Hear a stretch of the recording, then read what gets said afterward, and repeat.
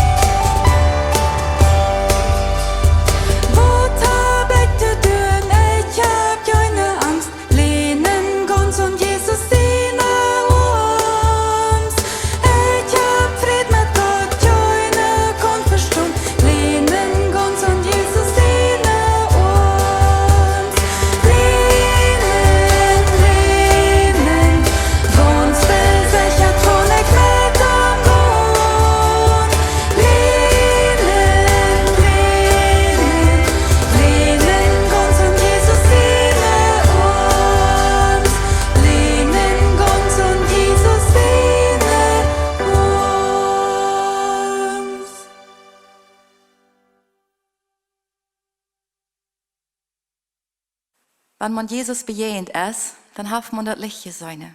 Ich sage das Licht, das ist nicht mehr dies da, in mir Berne. Gott ist bei mir.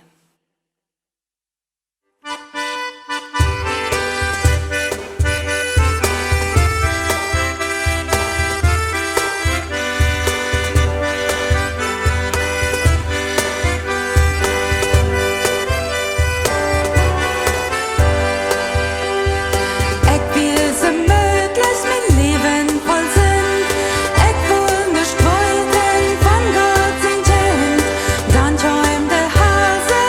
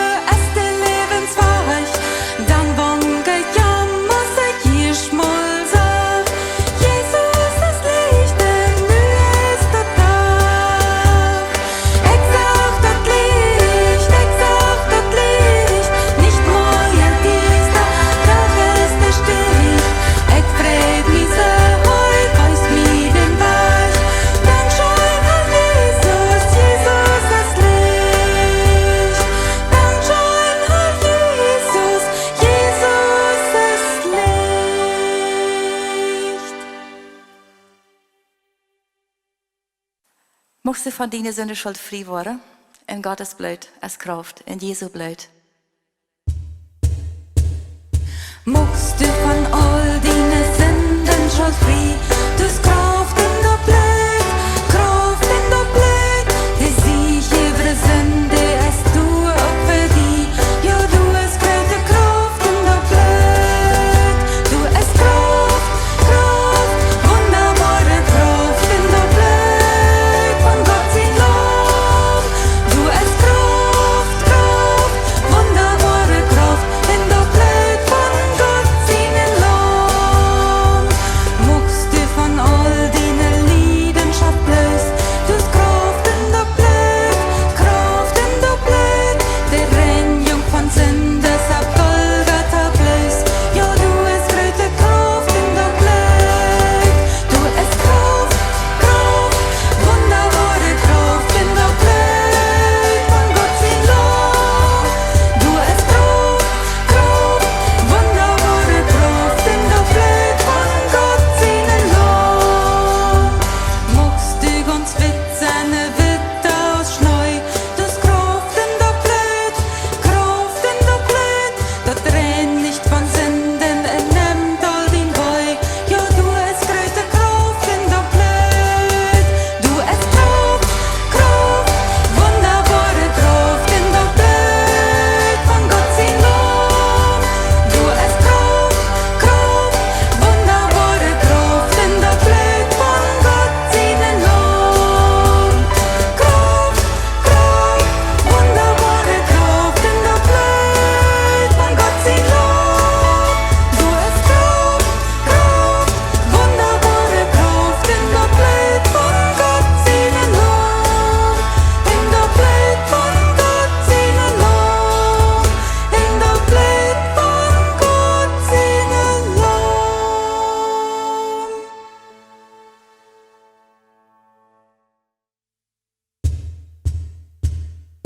Du ist ein Prinze Trios Jesus, doi ans völlig halben Weg, ans je Pedje deise jeden, in heu weit für uns dort geht, wann wie uns den Fried verloren, in der Sinn uns wohl verlebt,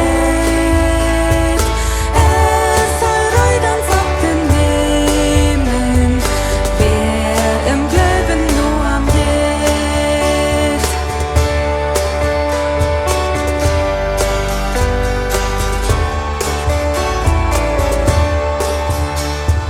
Wann den Tag nicht kälte länger, in den Not wird so ja schwor, kommen Weilchen die Bedrähten, in die Thronenwälze vor, Frau dem Heiland die zu halten, armes alles offenbar, Hei hat Brot für jeder schworet, dann wird jeden Tag auch klar.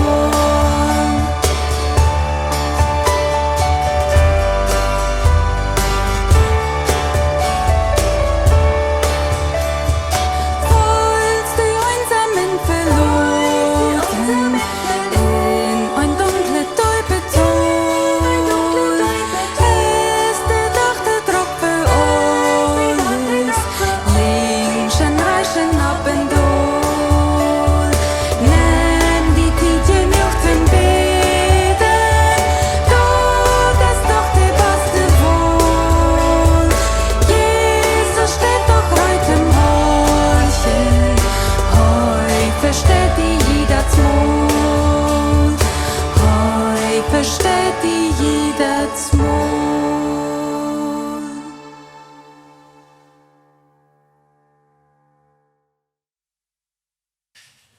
Schön, Jesus, ich danke dir, dass du uns die Gnade und die Gelegenheit schenkst, dass wir die anbeten können. Ob das so Art und Weise, dass ich leider, dass ich dein Wort betrachte, dass ich im Gebet, dass ich Gemeinschaft, dass wir die Ehre kennen, dass wir die Not kennen lernen kennen, dass du uns deine kannst, dass ich dein Wort in der Führung und Kraft von deinem Heiligen Geist, um unsere Worte zu verändern, damit wir die ähnlicher werden können. Herr, du verloben Preis wie die. Und ich glaube dir an, Jesus Christus, dass du musst in diesem Moment uns nur sehen und dass wir dein Wort verstehen können. Ewa Verständnis, dass wir dein Wort geläufen können. Und dass wir bereit sein können, dein Wort gehorsam zu leisten. Und dass wir die durch ehren können, indem dass wir viel Frucht bringen. Frucht für die Ewigkeit. Frucht für das, was immer bleibt bei dir. Herr, musst du in jeder einem sehen, indem wir nur denken über das, was du ans Lichten dienen wird und dass wir dadurch gesteuert und erbüht worden können. In Jesus' Namen. Amen. Sie reut, was grötet für Gott zu unternehmen. Das ist eine hohe Herausforderung, von der auch vielleicht denkst du die so, in einer Welt, wo wenig Tumultung gibt dafür, wo dort wenig Sinn und schien zu merken, wird anzufangen. Immer mehr wird teuer merkt, immer mehr wird aufgesagt, immer mehr wird begrenzt, und dann noch wird grötet anzufangen. Aber ich möchte, dass du nicht verjagst für Gott. Nicht für dich selbst, nicht für die Welt, nicht für irgendeinen Menschen, sondern für Gott. Dazu möchte ich ein Beispiel lesen, in Lukas Kapitel 19, ab Vers 11 bis Vers 27. Das scheint auch ein langer Text zu sein, aber ich glaube, das ist wichtig. Da sage ich dazu. Und während sie das noch horchte, verteilte er ein Fuß noch ein Gleichnis, wils, der dich bei Jerusalem wir, und sie dachte, dass das Gottesreich Fuß kommen wird.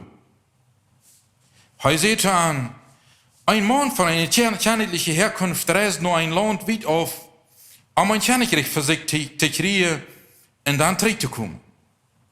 Und er raubt sich Tieren deiner und jäuft an eine Samgeld und sieht, sie sollen damit Geschäft treiben, bis er zurückkommen wird. Seine Bürger aber können ihm nicht leiden und schickte ihm den Nachricht und Leute ihm sagen, wir wollen nicht, dass dieser über uns regieren soll. Und als er sein Reich gekriegt hat in Trichheim, verlangt er, seine Diener für sich zu kommen, da er dort Geld gegeben hat, um auszufinden, was ein jeder einer durch seinen Handel damit gewonnen hat. Dann kam der erste Fair und sagt, Herr, dein Geld hat 10-mal so viel gewonnen. Und er sagte ihm, hast du das gut getan? Du bist ein guter Knecht. Willst du über dort Schleine best trüge warst, sollst du über 10 Städte zu Gebäuden haben. Dann kam der Zweite und sagt, Herr, dein Geld hat 5-mal so viel gewonnen. Er sagte, gerade so, du sollst über 5 Städte sein. Und ein anderer kam und sagt, Herr, hier ist dein Geld.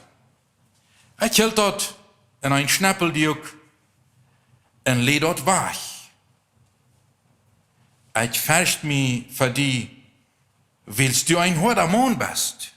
Du nimmst, wo du nicht angelegt hast, und du ernst, wo du nicht gesät hast. Und er sagte ihm, ich rechte du bei sich Knecht, mit deiner eine wird. Wisst du dort, dass ich ein harter Mann sehe, und du dort nehmen, wo ich nicht angelegt habe, und du ernst, wo ich nicht gesät habe?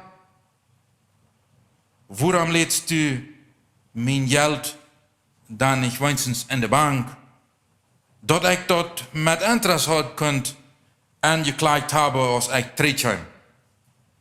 Und er sagte ihm, zu die du rumstünde, nehmt ihm dort Geld weg und gebt dem dort, der dort Tieren haft. Sei übersehte ihm, Herr, der haft all Tieren. Er überseht, ich sage ihnen, wer dort viel haft, dem wird gegeben worden.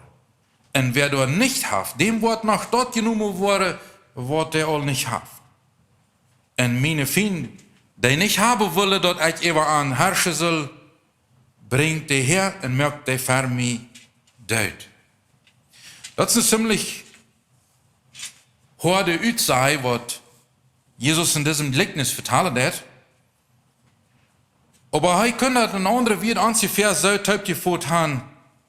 Wer nicht reit ist, wird für dem Herrn anzugehen, der haft nicht glauben. Wenn du nicht reit bist, wird für dem Herrn zu dienen, dann bist du untreu. Dann bist du nicht bloß neutral als einer, dann bist du untreu. Ich will von der mit die Typ über diese Gemeinschaft reden, die du in echt brücke mit Gott. Wenn wir mit Gott wat dienen wollen. Wenn wir für den wat dienen wollen. Das ist unumgänglich, dass wir eine Gemeinschaft, eine Beziehung mit am Brücke und darum soll das von der hier gehen. Das geht nicht am dienen ihnen Janka. Das geht nicht am dienen ihnen Welle. Das geht am dort dienen, was Gott will. Am die in Gott seine Träume nannte bejeven, wo er heute geschaffen hat und was grötet für am unterschneiden. Wenn dem so ist, dann kannst du erstens einmal sicher sein, dort wo Gott führt, du merkst er auch die Vorbereitung. Wir kommen uns erst ans dort, was vor uns liegt, so soll er fragen. Aber wenn wir weiter, wenn wir Gott treu folgen und am Gehorsam sind und was für am dienen wollen, dann schauen wir dort weiter, dass Gott dort, was für uns fremd ist, alles vorbereitet hat. Und hier hat das ganz besonders mit Vertrauen zu tun. Und um das Vertrauen sein kann, muss wir Gott kennenlernen in einer Beziehung mit ihm haben. Einmal durch Vertrauen, dass Gott führen wird. Wenn wir gehen wollen, dass Gott uns die Anweisungen geben wird, die wir brauchen wollen. Und auch durch Vertrauen, dass er sich um alles kümmert, was bitte unsere Möglichkeiten und unsere Grenzen steht. Wir lesen dort in Philippa Kapitel 4, Vers 19. Und mein Gott wird ihn mit alles versorgen, was je brauchen. Ganz nur als er recht ist und scheint in Christus Jesus. Er wird mich nicht dem nur versorgen, aus meine Fähigkeiten sind. Er wird mich nicht dem nur versorgen, aus meine Talente, aus meine Begabungen, aus meine Ideen, groß oder wenig sind. Er wird mich nicht dem nur versorgen, aus dort ich Mittel haben, aus dort ich Geld haben, aus dort ich Möglichkeiten haben. Er wird mich dem nur versorgen, aus dem, was er recht ist in Christus Jesus. Das ist ein ganz anderer Anschied, wenn wir uns weiter versorgt worden, nur was viel hechtet und viel mehr als dort, was wir jemals imstande sind, fertigbringen. Ich stelle mir so vor, dass Gott ganz besonders zwei Dinge in diesem Punkt beachtet, der uns gegenüber. Erstens einmal, dass die Versorgung uns gegenüber einen Grund ab Gottes Reichtum hat. Und nicht ab uns. Nicht ab unsere Möglichkeiten. Daher ist das für uns wichtig, dass wir uns persönlich kennenlernen. Daher braucht das eine Gemeinschaft. Damit uns dort immer klarer wird, wie voll und ganz wir ab ihm vertrauen können. Wenn wir ihn nicht kennen, dann wollen wir immer voll Zweifel sein. Wenn wir nicht wirklich wissen, wer Gott ist, der uns die Verheißungen sein wird, dann wollen wir immer gepflegt sein, damit dort wir wollen in Schwankungen kommen. Und zweitens einmal, er erforscht unsere Einstellung. Das ist der Fall, wo Gott uns nur kennenlernt. Und dort nimmt Gott sehr ernst. Wir lesen im Psalm 91, die Vers 14 bis 16, weil's mir Gott ist, sagt der Herr, wo ich am uithalte. Weil's meine Nummer kennt, wo ich am bewahre. Wird mich anrufen und ich will am antworten. Ich will am im Trouble bestehen und ich will am raden und zu ihr bringen. Ich will am mit ein langes Leben zufriedenstellen und am meine Radung seine Leute. Das ist Gott. Gott weiß ganz genau, wat in die Bänne ist und woran das die Bänne ist. Hij kennt die Bänne steht besser als du selbst, sei er wahrscheinlich. Hij weet ganz genau, auf das für am Sinn merkt, mehr in die Nentes Bänne oder nicht. Gott weiß, wer du bist. Und er sagt, wenn du am kannst, dann wird er sich zu dir bekennen. Immer, in jeder Situation. Er weiß sehr gut, was für ein Verwalter du bist.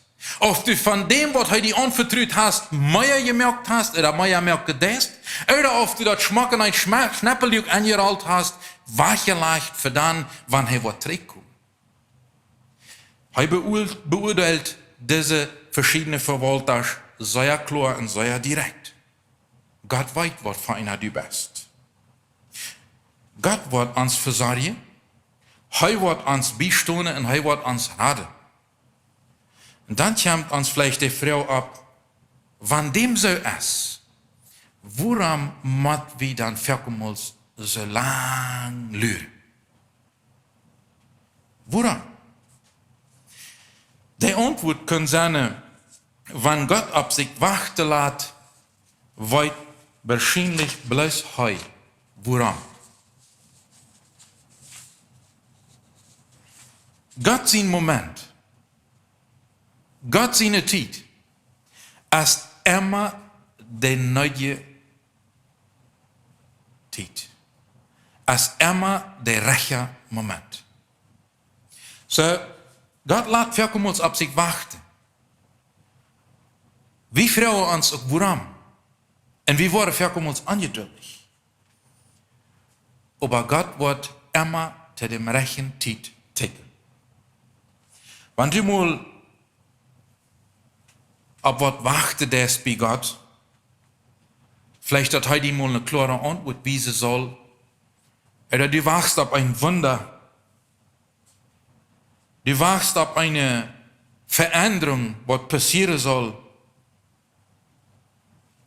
dann brauchst du nichts anderes als an ihm und an seine Feitung festzuhalten und dich daran zu erinnern, dass Gott immer zu den rechten Zeit kommt.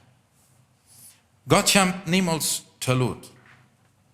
In seinem Moment ist immer der perfekte Moment. Er hat aber auch keine Eile. Er spät sich gut. Am Part nicht, weil er die Übersicht über alles hat und dort kannst du kannst in all dem auf ihm vertrauen, dort wenn er auf sich warten lässt, dort er weit woran. Wir sehen, als er mal Habakuk eine Vision gab, in Habakuk Kapitel 2, Vers 3, wo das sagt, Habakuk, dort, was du gesehen hast, dort wird noch kommen. Dort wird mit der Zeit klar werden. Und dort wird nicht verleiden. Wenn dort auch seine Zeit nimmt, wacht darauf. Wacht darauf. Dort wird sicher kommen und dort wird auch nicht utbleiben. Gott wusste, dass Habakuk wahrscheinlich kriegt so ein Mensch wie aus dünn Eck. Dort er wohl gepflegt sein, man angeduldig wurde. Dort er vielleicht wohl irgendwann vertwiebelt wurde. Ich habe eine Vision gesehen und das traf mich an. Daher sagt Gott ihm das all ganz klar. Hol die dran. Jaff nicht ab, dort kommt der Moment, wo dort sich offenbaren wird. Bloß Gott sein Moment ist der perfekte Moment. Als Jesus vom Tod abgestanden wird und sich rein mir trägt ihm um vor da vorne, so ist wie dort in Johannes Kapitel 21 lese, kickt er mal noch Petrus und fragt eine sehr deibgeriebende persönliche Frau und sagt, Petrus, liebst du mich?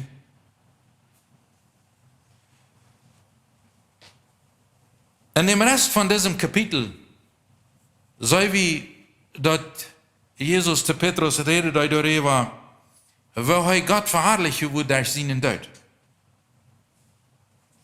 Und während sie noch redet, schickt Petrus mal so zu sehen und dem anderen Jünger, dem Jesus live hat, dass er sagt, En stelt Jesus die Frau. Wat is met dem?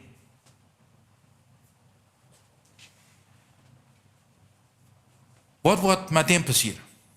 Ik stel me zo voor, Petrus, wordt dat alle tijd ziemlich warm in de hut gegaan zijn, dat Jesus am seine ganz ernsthafte Timasch anbringen deed, weil hij Gott durch seinen Deut verherrlichen will. Petrus, ja, nicht Jesus. Da Petrus sagt, wat ganz gemischt die Pfeile gegeben haben, und dass ich wat an Sari gemerkt, was redest du bloß zu mir, was mit dem da? Kijk Jesus am an und sagt, wenn ich dort will, dat hij blijven zal, wat ik kom, wat geht die dort an? Dan heb ik een zeer harde uitvordering. Du, kom mij hier aan. Ik wil mij met hem al weten. Tja, maar du die am dat du zit mij nou te blijven. Zij wil mijn sporen zijn en zij dat u mij op de haken blijft. Ik wil mij am dem rest al tja. Dat is niet die zaak. Wat Gott in dat leven van anderen deed. Dat is ook niet mijn zaak. Dat ik mij door am kamer maak, wat is met dem en want die zou, die jana anders. So wat zal ik dan zeggen? Dat is niet mijn zaak. Gott wordt zich met die al weten. Onze zaak is am not te vallen. Am hier rond te blijven. En we zijn in Johannes kapitel 13 vers 7, wo Jesus zu diesem selbstchen Petrus al zei, wat ik nu doe, dat verstehst du nog niet. Aber du wordt een tijd komen, du wirst dat nu her verstaan. Zo ja Völker, als uns dat wat Gott nu macht, einmal dat unlogisch en verständnislos. Wir können nicht mal verstehen, was dat sich meinen soll. Aber Jesus sagt, tranquilo, wacht mal mit, du wirst noch, wenn du dran bleibst. Und wieder lesen wir in 2. Korinther Kapitel 1, Vers 8, 9, Brüder, wie wollen ihr über das Schwore, das uns in Asien traf, nicht im Anklaren loten? Wie worden über alle Motoren ja direkt mehr als onze ene Kraft dragen können? Und wie vertrauten am Leben? Wie feilde? Wie wurde gestorben hat? Aber das passiert deswegen, dass wir uns nicht auf uns selbst, aber auf Gott verlassen sollen, der die Todes abweicht. Paulus hat hier eine ähnliche Erfahrung. Dat ging sehr diep rauf. Dat wordt sehr bedreigt. Aber Gott will anwijzen, hij wird nicht te lot kommen. Hij wird zu zijn Punkt durch sein. Und hij wird anhelpen. Aber hij will, dass die Jünger das begreifen, sie sollen sich nicht auf sich selbst, auf ihre eigene Kraft, auf ihren eigenen Verstand, auf ihre eigene Möglichkeiten verlassen, aber sie sollen sich auf Gott verlassen. Der Punkt ist, dass wir auf Gott vertrauen können. Mocht door zijn wat door zijn wil. Immer. Wie wordt dat nog afgeprüft worden in unserem Leben? En wie vragen ons dan, kan ik nu ook op God vertrouwen? De Bibel leert ons dat we immer können. Wir sollen nicht zien wachten, wanneer ons mal wachten laat als eine Auflehnung an sein. Nicht voor zijn, Gott will dat niet, dan moet ik wat andere doen. Wacht mal. Met ons moet we wachten. Op am vertrouwen dat hij wat betert für uns im Sinn haft. Das verkommt uns nicht so einfach gedaan als gesagt. In dieser Gemeinschaft mit Gott können wir dort lernen, dass wenn wir uns für ihn einsetzen, dass das, was wir Gott geben, dass das er vermehren. Er hat mehr merken davon. Wenn du am deine Zeit gibst, dann vermehrt er das. Wenn du am dein Geld gibst, dann vermehrt er das. Wir sehen das immer weiter ein Beispiel, was er in der Bibel verteilt hat, wo das passiert ist. Wenn du am deine Talente, deine Gaben, deine Fähigkeiten zur Verfügung stellst, dann merkt er mehr davon. Wenn du am deine Kraft gibst, dann vermehrt er das. Ich weiß das ganz hohe Nähe von der van dat Feierprogramm. Ich hatte einen sehr schweren Tag, weil ich mich körperlich sehr schwach fühle. Ich würde zum Programm fahren und sagte Jesus, wenn du nicht da bist, wird von dir nichts passieren. Ich stelle die mir zur Verfügung. Und ich fuhr und ich krieg nie Kraft. Dat wie ein Moment, wo ich erlebt, wo ich ganz treu sein Wort erfüllt hat. Wenn du das, er wird nicht utblieben, so wie wir dort im Psalm gelesen haben, 91. Paulus sagt uns dort sehr klar in 2. Korinther Kapitel 9, Vers 10, en hij, ich Geld haben, en hij, die dem Sämon so jeft, die dem Sämon so zum Säen, en Brot zum Eten jeft, wordt ook jünd, met zo't verzorgen, dat je en jünd, dat zich vermehren laat. Hij wordt dat Geude, wat je gedaan zu einer richtigen Arend worden laat. Wenn wir über nichts gedaan haben, dann ist er auch nichts zu einer richtigen Arend davon merken. Hij verzorgt dich mit alles, was du brauchst. Du das damit wat. Wenn hij die nicht verzorgt hat, wirst du auch nicht deine können. Aber der Ursprung, der kommt von ihm, hij verzorgt dich damit du deine kost. Als hij die Tieren verwalt als Geld juift, dann juift hij den dort und seht deut damit wat. Hij räubt den nicht bloß und seht deut mal uit dem Nichts wat merken. Wenn das kann, mal bloß Gott. Uit dem Nichts wat merken. Hij räubt den en gauft den wat en juift den den Abtrag deut damit wat. So, wenn du damit wat test, hij sehen dort. Die Ackerbauer, die weet dat ganz genau, dat zolang als hij zijn karren im Speicher leien laat, wordt hem die niemals naar Arend brengen. Dat jeft geen Arend niet. Die weet dat hij dem Kuren in de hand nemen moet en aan de man brengen. Die moet op een vlek naar komen, die moet in de Eden komen. En dan Arend hij niet bloß einen Kuren. So neem mal aan, hij heeft een Messkuren in de Erde gebracht. Hij wordt niet bloß einen Messkuren Arend. Hij Arend Ohren voll Tjener. Dat is über Gott sein Wort, wat in dem Zwischenzeit passiert. Wenn Gott nicht dem die Segnung, dat hij geeft würde haben, dann wird kein Kuren an der Ohr gebleven sein. Aber weil hij dat im Stand ist, der plant im Leben zu raupen, und der zu brengen, dat der Frucht bringt, kann der Bauer Arend. Dat is wat de Bibel ons leert.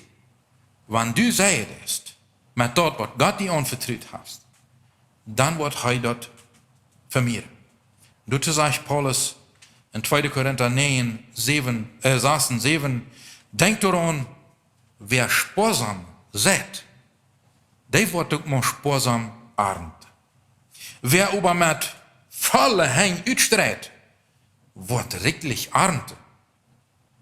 Ein jeder Soldat, wat hij zich im Hart vergenommen heeft, met vrede geven en niet bemaat. Gott is die Gott, die met vrede geven. So, vielleicht sagen wir all dat, wann dat ihr später Abend ist, dann mocht wir mit große Jahre kommen. Du sollst doch viel lernen können. Aber wo ist dat beim Sein? Zijn we gerade nennen te spannen? Zijn we gerade te geven, euer dat wat der Abend überhaupt kommen kann? Weil mal in diesem Licht, was Paulus uns hier vertelt, Lukas Kapitel 18, 29, bis 30 lesen. Dorab sagt Jesus zu an, ich sage Ihnen dort wahrhaftig, du ist nicht einer, der am Gottes Reichs halven. Denk daran, dat ik zei, übernimm die wat grötet von Gott. Der am Gottes Reichs halven, Hus, Elre, Brüder, oder früh, oder 10 Jahre verloren haben, die dort nicht all in dit leven terugkrijgen wordt en in de komende Welt dat eeuwige leven. Deze verheitung, dat komt direct uit Jesus zijn Müll. Dat heeft hij damals gezegd als hij op Erde weer. En ik geloof, du Herr kunt Paulus ans volhol zich teruipen, du wehen meine lieve Brüder, stot vast. Lot nicht locker. Lot je nicht amschmieten. Nehmt immer tau in jene Arbeit vor dem Herrn. Denkt daran, dat jene Arbeit vor unserem Herrn nicht vergebens ist. We verken wel de Teufel an sagen, ach, dat halt doch nicht, was die da was denken. Glaub die doch nicht, was du meinst. Paulus fordert uns ab, dat nicht die Leuwe, wann der Feind uns entmötje will. In 1. Korinther Kapitel 15, Vers 58. Gott ist treu. En dat wat du an Geudet hast für ihn, dat wordt nicht ohne Frucht bleiben. Als letztes, in dieser Gemeinschaft mit Gott, können wir lernen, dat dat wat Gott anfängt, dat führt heute ein. Wie waren verkommels meid?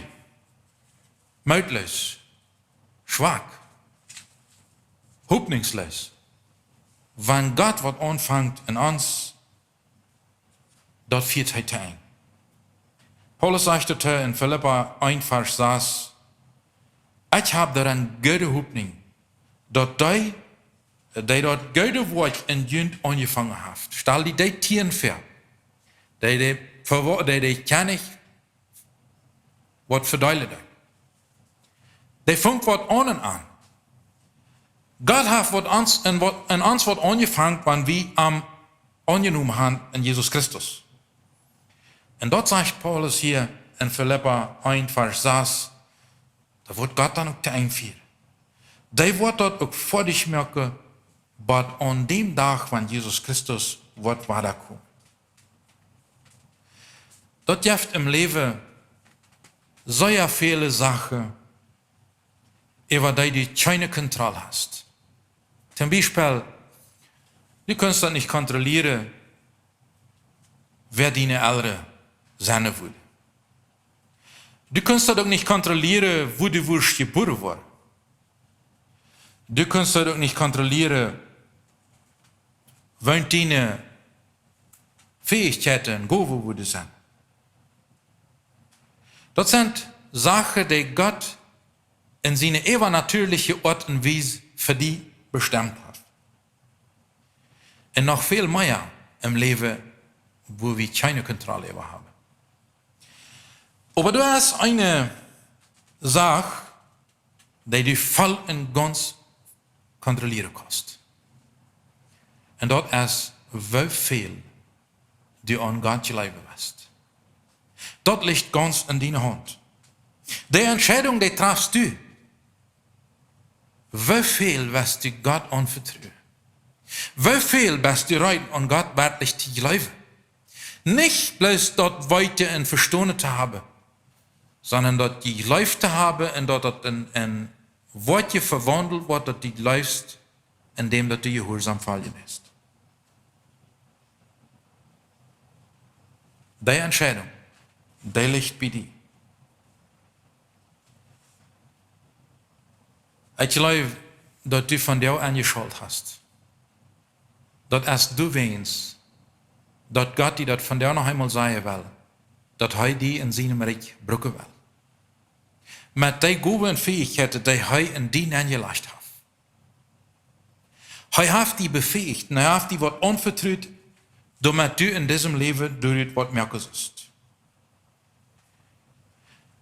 Das tust du nicht für mich. Das tust du auch für keinen anderen Mensch. Nou, als ich gehört habe, das tust du oder das tust du nicht für Gott. Wenn du das tust, dann tust du das für Gott. Und wenn du das nicht tust, dann tust du das nicht für Gott. Die Unterlotung, die ist kein Mensch, die Unterlotung ist Gott. Und Jesus sagt, dann bist du ein antreuer Knecht. Dort Urteil wird ab dem antreuer Knecht voll, dat wir sei hort. Dat is dat Beispiel, wat Jesus brugt, om ons dat ver te stellen, weil de beoordeling am Schluss wordt zijn, wanneer hij wat weiterkomt. Wievielmals hiert man, dat mensen zich hinter dem verkruipen, na dieser oder jana, der hat mich so oder anders gedaan, dat is waarom ik Gott nicht deine wil. Man will einen anderen schuldig merken dafür, dass wir nicht deine wollen. Die Ungelegenheit ist sehr klar. Du kannst nicht Gott bestrafen, dafür, dass ein anderer die Wut falsch behandelt hat.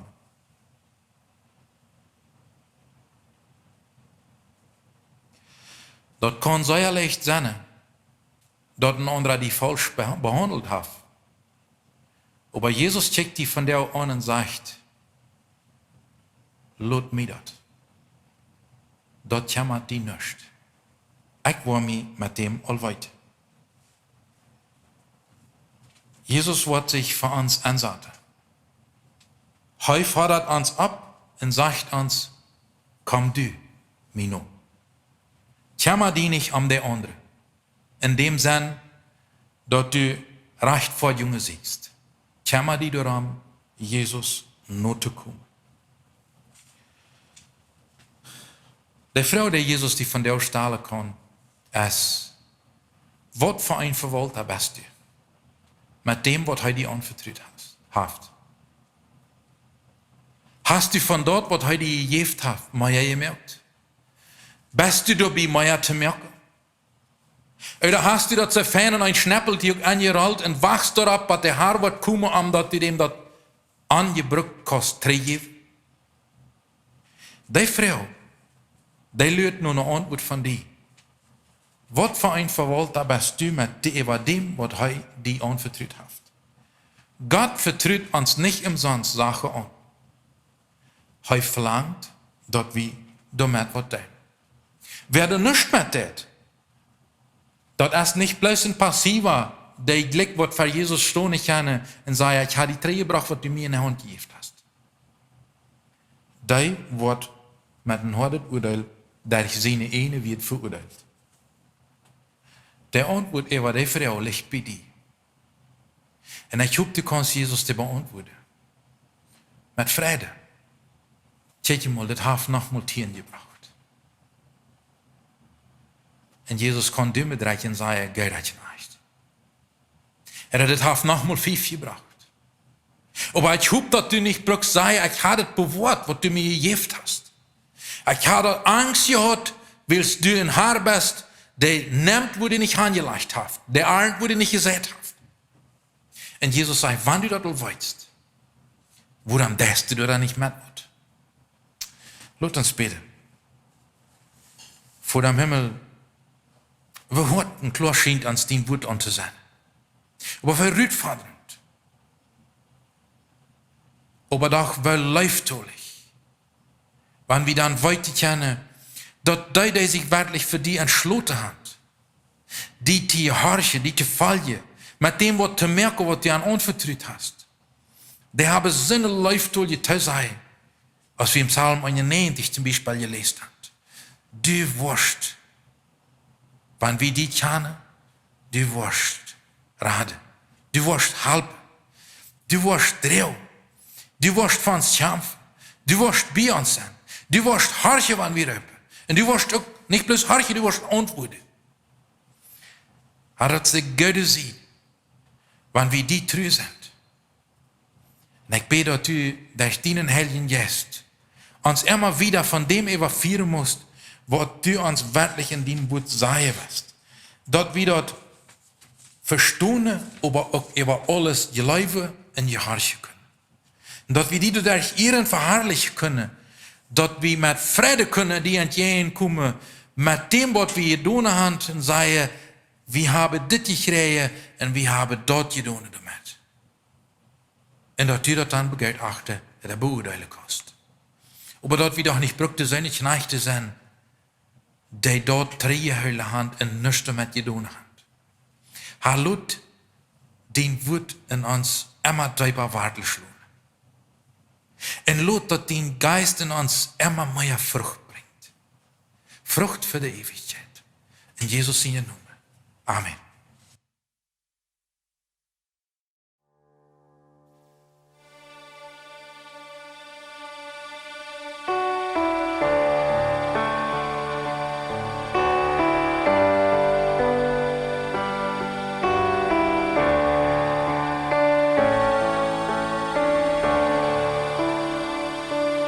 Nådes riva, det går